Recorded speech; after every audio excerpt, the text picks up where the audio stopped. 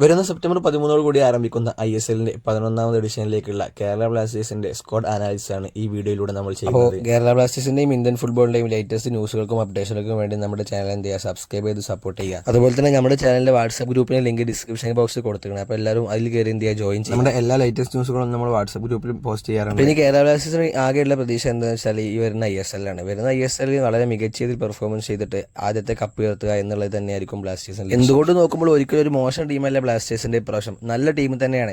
പുതിയ കോച്ച് വന്നതുകൊണ്ട് കോച്ചുമായി ഉത്തരങ്ങളിലെ കുറച്ച് സമയം അവർക്ക് ലഭിച്ചാൽ വളരെ മികച്ച രീതിയിൽ തന്നെ അവർക്ക് പെർഫോമൻസ്. ഗോൾ കീപ്പിംഗ് പൊസിഷനിലേക്ക് വരുമ്പോൾ സച്ചിൻ സുരേഷ് ഇപ്പോൾ പരിക്കൊക്കെ മാറി വളരെ മികച്ച രീതിയിൽ തന്നെയാണ് നിൽക്കുന്നത്. അതുകൊണ്ട് തന്നെ അദ്ദേഹമായിരിക്കും ഇനി വരാനുള്ള ISLൽ കേരള ബ്ലാസ്റ്റേഴ്സിന്റെ ഫസ്റ്റ് ഓപ്ഷൻ. അത് കഴിഞ്ഞാൽ സോംകുമാർ ഇപ്പോൾ പരിക്കായതുകൊണ്ട് തന്നെ തലക്ക് 5-6 സ്റ്റിച്ചുകൾ ഉണ്ടെന്നാണ് പറഞ്ഞേക്കുന്നത്. അപ്പോൾ തലക്ക് പരിക്കായതുകൊണ്ട് തന്നെ താരം ISLൽ റിക്കവറായി വരുമോ എന്നുള്ള കാര്യം വളരെ സംശയത്തിലാണ്. പിന്നെയുള്ളത് നോറയും അർബാസുമാണ്. നോറ എന്ന് പറഞ്ഞാൽ വളരെ മികച്ചൊരു കീപ്പർ തന്നെയാണ്. അദ്ദേഹത്തേക്കും സെക്കൻഡ് ഓപ്ഷനായിട്ട് കേരള ബ്ലാസ്റ്റേഴ്സ് വെക്കുക. അർബാസിനെ പിന്നെ ഏതെങ്കിലും ഓപ്ഷൻ വന്ന് ഇറക്കേണ്ടി വന്നാൽ മാത്രമായിരിക്കും കീപ്പറായിട്ട് എന്ത് ചെയ്യുക അർബാസ്. പിന്നെ ഡിഫൻസീവ് പൊസിഷനിലേക്ക് വരുമ്പോൾ കേരള ബ്ലാസ്റ്റേഴ്സിന് ഇപ്രാവശ്യം 4 സെന്റർ ബാക്കും 4 ലെഫ്റ്റ് ബാക്കും 3 റൈറ്റ് ബാക്കും ഉള്ളത്. സെന്റർ ബാക്ക് 2 പേരും നമ്മുടെ വിദേശ താരങ്ങളായ കോഫും മിലോസുമാണ്. അവർ നല്ല എക്സ്പീരിയൻസ് ഉള്ള പ്ലേയേഴ്സ് ആയതുകൊണ്ട് തന്നെ സെന്റർ ബാക്ക് വളരെയധികം സേഫാണ്.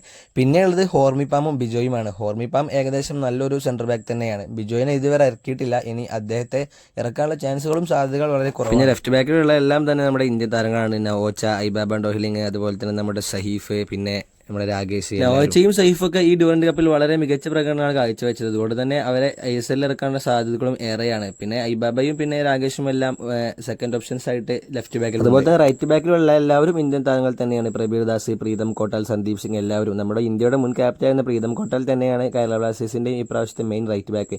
പക്ഷെ അദ്ദേഹത്തിന്റെ ലോൺ ഓപ്ഷൻസിന്റെ കാര്യങ്ങൾ ഇതുവരെ തീരുമാനമാകാത്തതിനാൽ അദ്ദേഹത്തെ ഇറക്കാനുള്ള സാധ്യതകൾ എന്താണെന്ന് നമുക്ക് പറയാൻ കഴിയില്ല.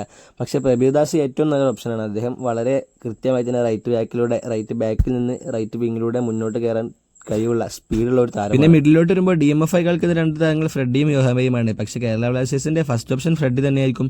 എന്നിരുന്നാലും രണ്ടുപേരും ഒന്നൊന്ന് മികച്ച കളിക്കാർ തന്നെയാണ്. പിന്നെയുള്ളത് CMF ആണ്. അവിടെ നല്ല 2 കളിക്കാർ കേരള ബ്ലാസ്റ്റേഴ്സിനുണ്ട്. ഒന്ന് നമ്മുടെ അസ്ഹറും മറ്റൊന്ന് നമ്മുടെ വിപിനും.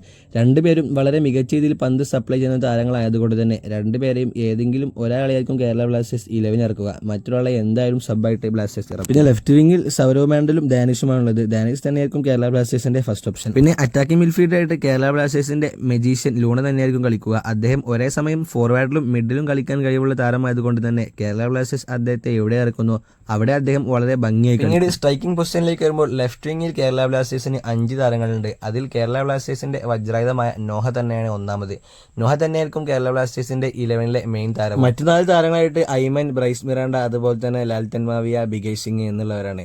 ഐമനെയും ബ്രൈസ് മിറാണ്ടയായിരിക്കും സബ്ബിംഗ് ഓപ്ഷനിൽ കേരള ബ്ലാസ്റ്റേഴ്സ് ഇരുത്തുക. പിന്നീട് റൈറ്റ് വിങ്ങിൽ നമ്മുടെ മലയാളികളുടെ സ്വന്തം രാഹുൽ KPയും ജസ്റ്റിൻ ഇമാനുവലുമാണ് ഉള്ളത്. ജസ്റ്റിൻ ഇമാനുവൽ വിദേശ താരമായതുകൊണ്ട് തന്നെ രാഹുൽ KP ആയിരിക്കും 11 വരാൻ ഏറ്റവും കൂടുതൽ. പിന്നീട് സെന്റർ ഫോർവേഡിലേക്ക് വരുമ്പോൾ ബ്ലാസ്റ്റേഴ്സിന് 5 താരങ്ങളുണ്ട്. അതിൽ 2 പേർ വിദേശ താരങ്ങളാണ്, കോമി പെപ്രയും സ്വെറ്റീരിയയും. അതിൽ പെപ്ര തന്നെയായിരിക്കും ബ്ലാസ്റ്റേഴ്സിന്റെ 11ൽ ഇറങ്ങുക.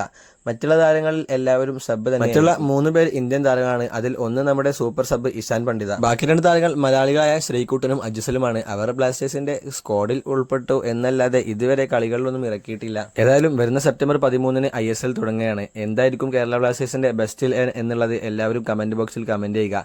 എന്തായാലും ഈ പുതിയ കോച്ചിന് കീഴിൽ ബ്ലാസ്റ്റേഴ്സ് ഒന്ന് ഒത്തിണങ്ങി വന്നാൽ നല്ല രീതിയിൽ ISLൽ ബ്ലാസ്റ്റേഴ്സിന് പെർഫോം ചെയ്യാൻ കഴിയും എന്ന കാര്യത്തിൽ യാതൊരു സംശയവുമില്ല.